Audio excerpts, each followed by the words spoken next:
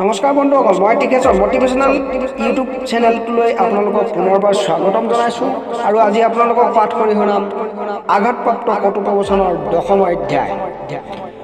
তো চেনেলটো যদি এতিয়ালৈকে কোনোবাই ছাবস্ক্ৰাইব কৰা নাই তেন্তে প্লিজ চেনেলটো ছাবস্ক্ৰাইব কৰি ল'ব আৰু লগতে বেল আইকনটিও দবাব।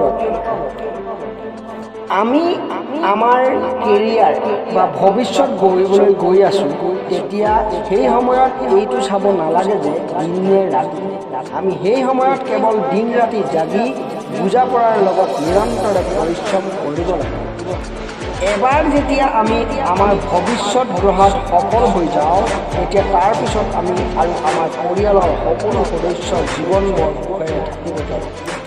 ভৌতিক সুখৰ আধাৰ কঠোৰ পৰিশ্ৰম আৰু নিজৰ কাৰ্যৰ প্ৰতি 100% নিষ্ঠাবান থকা। আজি আপোনাৰ ওচৰত যি আছে সেইটো কেৱল সম্পত্তিৰ ৰূপতহে হয়, কাৰণ এদিন আপোনাৰ পুত্ৰ আপোনাৰ বোৱাৰীৰ হৈ যাব, আপোনাৰ যি এদিন আপোনাৰ জোঁৱাই লৈ যাব, আপোনাৰ জীৱন মৃত্যুৰ হাতত পৰাজয় হৈ যাব, আপোনাৰ শৰীৰ মৰাশালীত নষ্ট হৈ যাব, আপোনাৰ উপাৰ্জন কৰা সকলো ধন সম্পত্তি আনৰ হৈ যাব।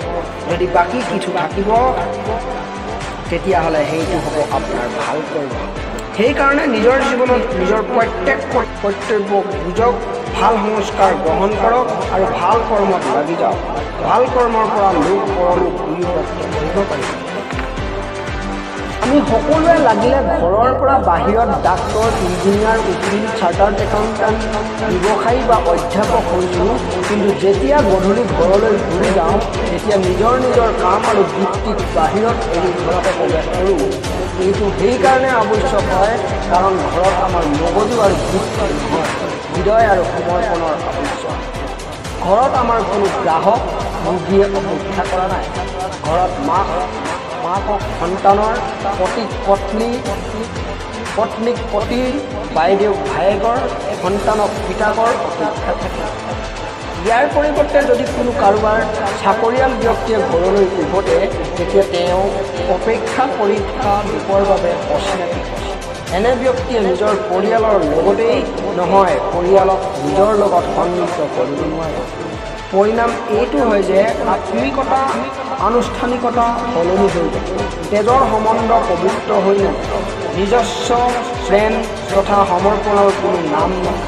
গতিকে আমি সকলোৱে এইটো সদায় মনত ৰাখিবলৈ চেষ্টা কৰিব লাগে যে গধূলি যেতিয়া ঘৰলৈ উভতে তেতিয়া এক পিতা, পুত্ৰ, পতি আৰু ভায়েক হৈ উভতক।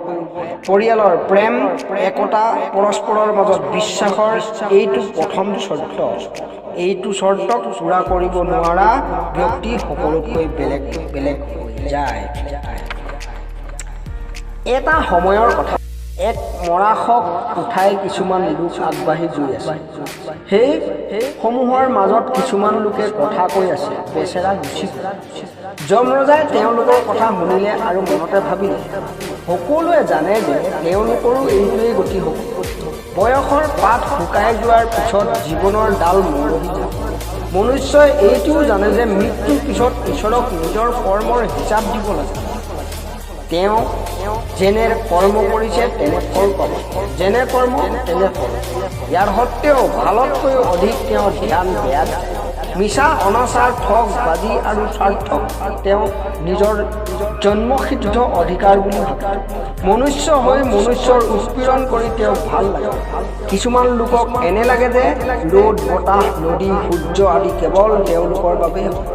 সেইকাৰণে নিষ্ঠাৰ পৰিৱৰ্তে তেওঁলোকে অবৈধ ৰাস্তা গ্ৰহণ কৰে, এইটো জানিও যে এদিন তেওঁ ঈশ্বৰক মুখ দেখুৱাব লাগে, যি তেওঁ দুষ্কৰ্মৰ দণ্ড দিব, বেয়া কৰ্মৰ ৰাস্তাৰ পৰা খোজ পিছুৱাই নাযায় অথবা পিছুৱাব নিবিচাৰে। হে ভগৱান, বিচলিত হোৱা লোকসকলক সৎবুদ্ধি দিয়ক। তো ধন্যবাদ থাকিল আজি আঘাতপ্ৰাপ্ত কথোপকথনৰ 10ম অধ্যায়টো আপোনালোকে শেষলৈ শুনাৰ বাবে। আৰু ভিডিঅ'টো যদি ভাল লাগিলে লাইক কৰিব, শ্বেয়াৰ কৰিব আৰু কমেণ্ট কৰিব। ধন্যবাদ।